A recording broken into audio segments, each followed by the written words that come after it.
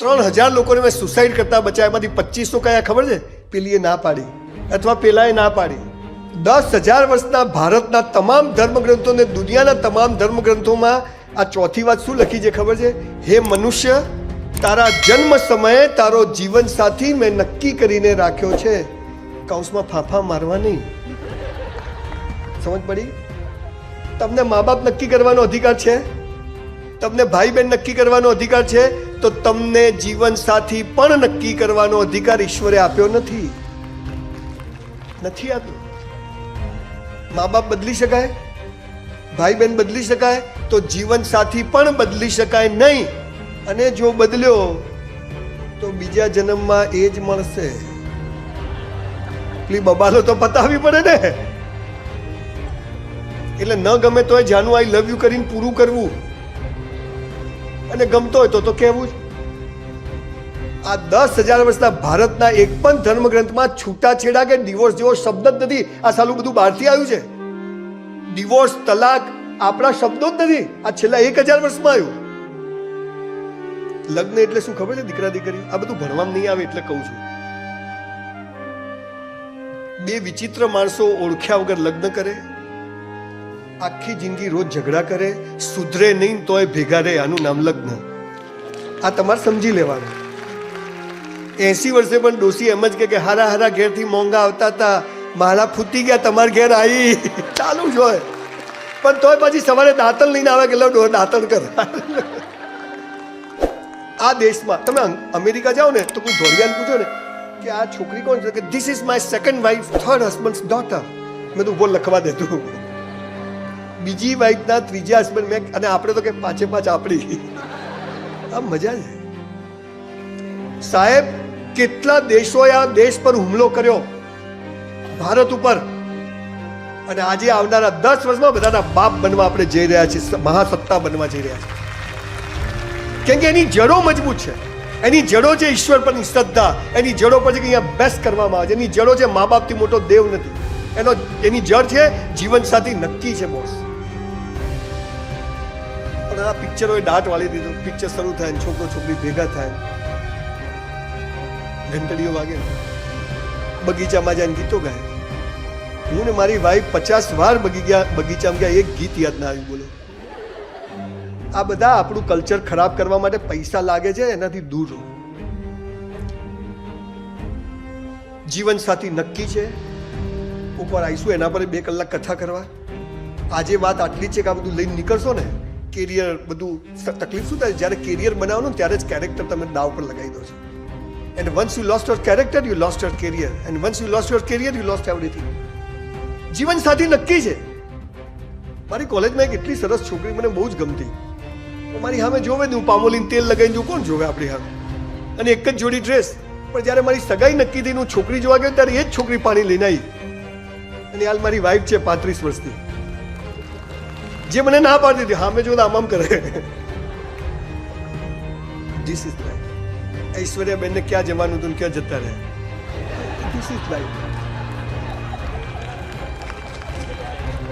આપણે મુકેશભાઈ અને અનિલભાઈને સરખા રૂપિયા આપ્યા હતા કે નહીં? હે, મુકેશભાઈ હાલ કેવી મજા છે, અનિલભાઈ થોડી તકલીફ છે.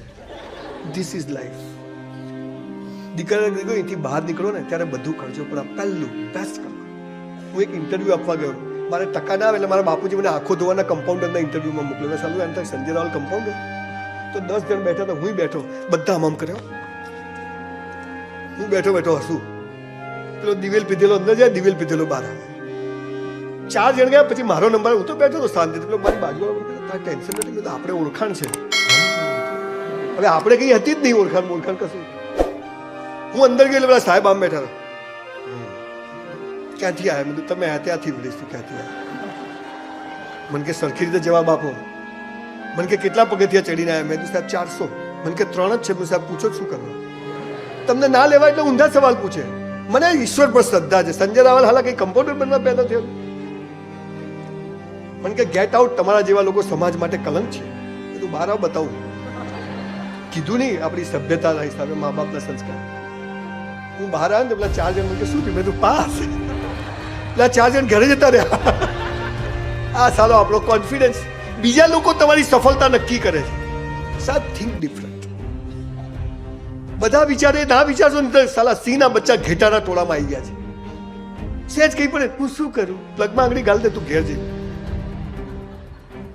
ભગવાન છે ને મરદની મૈયતમાં જાય પણ બાયલાની જાનમાં ના જાય. એને મરદ બનવું પડે. કઈ બી થાય હરી ઈચ્છા, કઈ બી. હા, મહેનત કરવાની, તોડી નાખે, બેસ્ટ કરવાનું, એક્સ્ટ્રીમ બેસ્ટ. પછી ઈશ્વર ના કરે એ 15-17 નિષ્ફળતાઓ ના મળી હોત ને તો આજે અહીંયા ઊભો ના હોત. 93 ડાયમંડના બિઝનેસમાં એટલો લોસ કર્યો કે 10 વાર સુસાઇડ કરવો પડે, એક વારમાં પતે નહીં.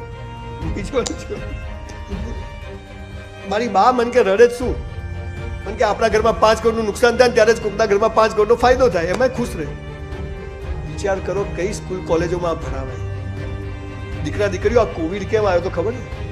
1720માં કોવિડ આવ્યો, 1820માં આવ્યો, 1920માં આવ્યો, 2020માં કોવિડ આવ્યો. કેમ કે પરિવાર સાથે બેસો, ઘરમાં ચર્ચા કરો. મારી બાન પૂછી તાર લગ્ન કી થયા, મને કે છનો ચૂપ રહે. હું કહેતો ખરી, મને કે હું તો ગોળિયા મળી. આ મજા હતી નથી, મા બાપ જોડે બેસતા નથી, જનરેશન ગેપ નથી, કમ્યુનિકેશન ગેપ છે. આજે પણ સવારનો ચા નાસ્તો અને સાંજે જમવાનું અમે આખું પરિવાર સાથે બેસીને કરીએ. આ બધા સફળતાના રહસ્યો છે. આ સર્ટિફિકેટ તો છે, it's a part of success, પણ એ સંપૂર્ણ નથી. ટકા આવવા ના આવવા, મહેનત કરવી, આ બધું બરાબર છે, આ તો હજી શરૂઆત છે. પણ જીવન જે આખું લડવાનું છે ત્યાં આ બધી ચીજોનું આપણે ધ્યાન રાખવું પડે કે બેસ્ટ કરવું. મા બાપથી મોટો કોઈ દેવ નથી. ઈશ્વર પર શ્રદ્ધા રાખવી, જીવન સાથી નક્કી છે. કેરિયર બગાડી 80 કરોડ લોકોને મોદી સાહેબ ખવડાવે, પેદા કરે જ જાય. દિલ હે કે માનતા નહીં. આ ઇઝરાયલ જુઓ 1 કરોડ છે, બધાને ફાફા ચડાવે છે ને. 54 દેશો વાળા ક્યાં ખોવાઈ ગયા ખબર જ નથી પડતી. શક્તિશાળી બનો.